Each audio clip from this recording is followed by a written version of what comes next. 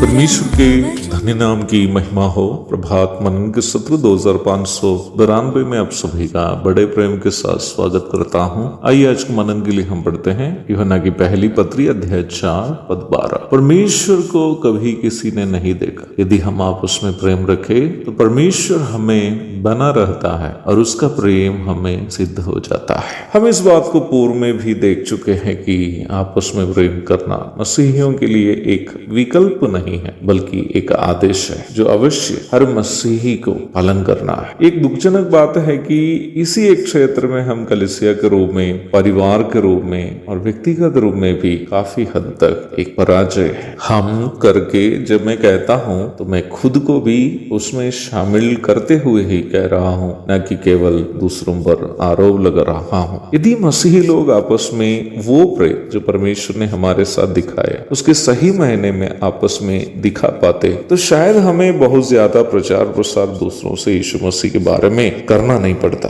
बहुत पहले किसी कलीसिया में हुई एक घटना जो किसी ने मुझसे कहा था, मैं अब याद कर रहा हूँ। एक बार आराधना सभा के बाद किसी स्थानीय कलीसिया के दो वरिष्ठ भाई के बीच मौखिक रूप में काफी झगड़े हुए। तब एक भाई की पत्नी जो दूसरे भाई के पीछे खड़ी थी अपने पति के छतरी के घुमावट वाला हैंडल दूसरे भाई के शर्ट के कॉलर में लगाकर पीछे की ओर खींच ली और वो भाई गिर गया। तब गिरे हुए भाई की पत्नी जो अगले के पीछे खड़ी थी उस चटाई ही पकड़कर खींच ली जिस पर अपने पति से झगड़ने वाला खड़ा था। फिसलकर वो भी भाई गिर गया। 1 महीने के बाद अब दोनों मिलकर कलीसिया के अन्य भाइयों के साथ आसपास के चौक में सुसमाचार पर प्रचार कर रहे थे। उनको देखने वाला एक स्थानीय भाई दोनों से इस प्रकार पूछा, क्या चाचा लोग छतरी खींच और चटाई खींच आदि खेला खत्म हो गए? दोनों शर्मिंदगी से सिर झुकाए। मैं जानता हूँ ये घटना हमारे बीच असाधारण नहीं। शैतान ने हमारे परिवारों को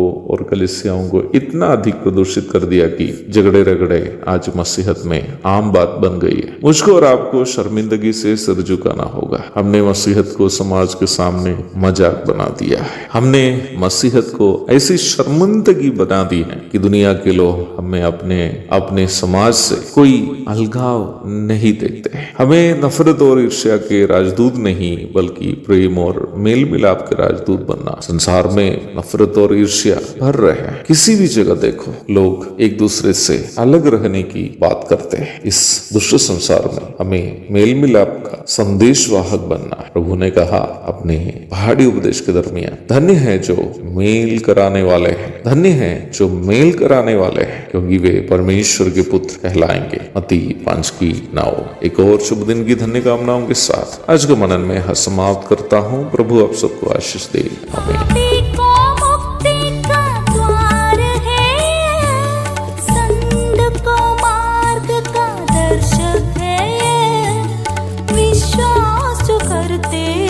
उसके लिए अनंत जीवन का साधन है।